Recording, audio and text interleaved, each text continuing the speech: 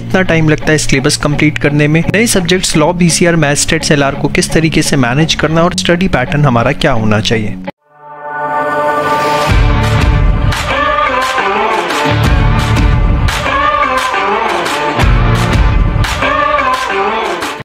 जय श्री श्याम बच्चों, जितने भी बच्चे सीए फाउंडेशन की पढ़ाई शुरू करने वाले हैं उनके मन में 3 सवाल जरूर आते हैं। सबसे पहले अगर आप बात करेंगे सिलेबस कंप्लीट करने में कितना समय लगता है, तो लगभग 3.5 से 4 महीने का जो समय है वो सिलेबस कंप्लीट करने में लगता है विद टेस्ट सीरीज। याद रखिए, सीए फाउंडेशन के एग्जाम को अगर आपने एक बार में क्लियर करना है और आप चाहते हैं कि आपका स्कोर अच्छा है तो टेस्ट सीरीज मस्ट है। जैसे जैसे आप चैप्टर करते जाते हैं वैसे वैसे आपको टेस्ट जरूर देने हैं, चाहे आप कोचिंग कहीं से भी ले रहे हैं, मेरे से ले रहे हैं, XYZ कहीं से भी ले रहे हैं। इसके बाद आपके एवरेज स्टडी आवर जो है लगभग 7 से 10 घंटे के इसके अंदर रहते हैं। वो डिपेंड करता है कि ऑलरेडी आपका क्लास 11-12 का बेस कितना स्ट्रांग है। तो इतना टाइम जो है टोटल इसका लगभग सिलेबस कंप्लीट करने में लगता है। उसके बाद मान के चलिए अगर इफेक्टिव रिवीजन की तो 2 महीने के आसपास का समय हमें रिवीजन को देना पड़ता है, सो दैट हम अपना जो स्कोर है वो स्ट्रांग कर सकें। इसके बाद नए सब्जेक्ट जो है law, BCR, maths, stats, LR कैसे स्ट्रांग करने हैं। देखिए, मैथ्स, स्टैट्स, एलआर के अंदर जो कोर्स करने का सीक्वेंस है वो आपका बहुत प्रॉपर होना चाहिए। सबसे पहले आपको स्टैट्स के साथ शुरू करना होता है, जिसमें सबसे पहले measures of central tendency and dispersion, फिर कोरिलेशन एंड रिग्रेशन। इसके बाद जो है आप सीधे आ जाइए लॉजिकल रीजनिंग पे, उसका सारा सिलेबस कंप्लीट करिए। फिर time value of money maths में, and then ratio, proportion, indices and log. ये आपका जो है सिलेबस करने का तरीका होना चाहिए। इसके बाद आप रैंडम बेसिस पे कोई भी चैप्टर उठा सकते हैं, कोई दिक्कत नहीं आती, लेकिन पहले स्टार्टिंग में आपको ये चैप्टर्स करने हैं। आपको सिर्फ और सिर्फ ICI मॉड्यूल के क्वेश्चंस एंड उसके एग्जांपल्स के ऊपर फोकस करना है, और जो भी चैप्टर आप करते जा रहे हैं उसके टेस्ट पेपर जरूर करिए।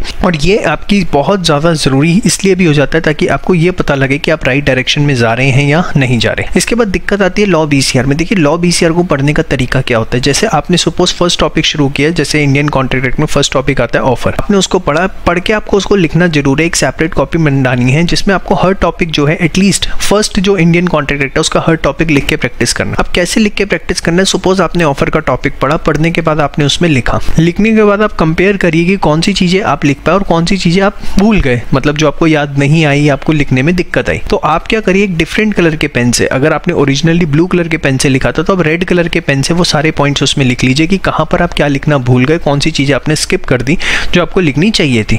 तो जब आप इस तरीके से टॉपिक टू टॉपिक बनाते जाएंगे, और ये एक सेपरेट कॉपी होनी चाहिए जिसमें आप राइटिंग प्रैक्टिस कर रहे हैं, मतलब जो भी आप सीख रहे हैं वो लिख के आपको प्रैक्टिस जरूर करना है। अब इससे क्या होगा कि जब आप रिवीजन करेंगे तो अपनी उसी कॉपी में से आपको रिवीजन करनी है। उससे आपको पता रहेगा कि ब्लू कलर से जो लिखा हुआ है वो मुझे बहुत अच्छे से याद था, जब मैंने याद करके अच्छे से पढ़ करके उसे लिखा तो मुझे याद आ गया था, और जो दूसरे कलर का पेन है वो मेरे लिए दिक्कत करता है, तो मुझे उसको ध्यान से देखना। और याद रखिए कि आपको इसमें लॉ के अंदर रेगुलर रिवीजन जरूर करनी है। हर 2 से 3 दिन पे जो है जो भी आप लिख रहे हैं इसको रिवाइज करते रहिए, नहीं तो आपको दिक्कत इसमें फेस करनी पड़ेगी। ठीक है, तो ये लॉ, बीसीआर को पढ़ने का एक एग्जैक्ट तरीका होता है।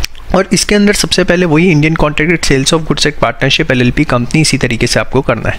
अब स्टडी पैटर्न क्या होना चाहिए, जनरली कायदे से बच्चों को 2 सब्जेक्ट्स एक दिन में पढ़ने चाहिए, एक सब्जेक्ट प्री लंच, एक सब्जेक्ट पोस्ट लंच। याद रखिए, अगर आप चाहते हैं कि आपकी पढ़ाई का आउटपुट बहुत अच्छा रहे, मैं हर सीए के बच्चे को एक चीज़ ज़रूर एडवाइस करता हूँ कि सुबह 3 बजे से लेकर 8 बजे का टाइम आपको पढ़ाई का नहीं छोड़ना है। सुबह 3 बजे से 8 बजे जो 5 घंटे होते हैं, इसके अंदर आपका आउटपुट जो है 1.5 से 2 गुना होता है। मतलब अगर आप 5 घंटे पढ़ रहे हैं तो लगभग आप मान के चलिए 8 से 10 घंटे की स्टडीज़ इस टाइम में हो जाती है।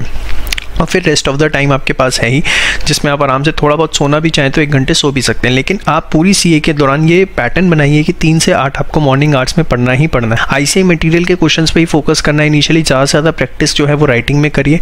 जो टेस्ट सीरीज़ है उसमें रेगुलरली अपीयर करिए। अगर आपके कोचिंग में टेस्ट सीरीज़ होती है तो अच्छी बात। हमारा CA फाउंडेशन 3.0 के अंदर लगभग आपको 350 से ज़्यादा टेस्ट पेपर जो है सारे सब्जेक्ट्स के चैप्टर वाइज मॉक टेस्ट वगैरह अलग से मिलते हैं, और उसके बारे में सारी डिटेल्स जो है आप हमारे वेबसाइट से ले सकते हैं। कम से कम 15 दिनों में एक दिन जो है आपका वो रिवीजन के लिए डेडिकेटेड होना चाहिए कि हर आपने 2 हफ्ते पढ़ाई की, उसके बाद एक बार पूरा रिवीजन किया। या ऐसा भी कर सकते हैं कि संडे को आपने हाफ डे जो है पोस्ट लंच रिवीजन के लिए डेडिकेट कर दिया, जिसमें आपने जो भी पूरे वीक में पढ़ा उसको आप कंटिन्यूसली रिवाइज कर रहे हैं। और याद रखिए, रिवीजन के टाइम पर जो है आपने मॉक टेस्ट पेपर जरूर करने। इस तरीके का पैटर्न होना चाहिए कि फर्स्ट रिवीजन आपकी हो गई, फिर सेकेंड रिवीजन में रोज एक मॉक टेस्ट पेपर जो है आपको ज़रूर सॉल्व करना है।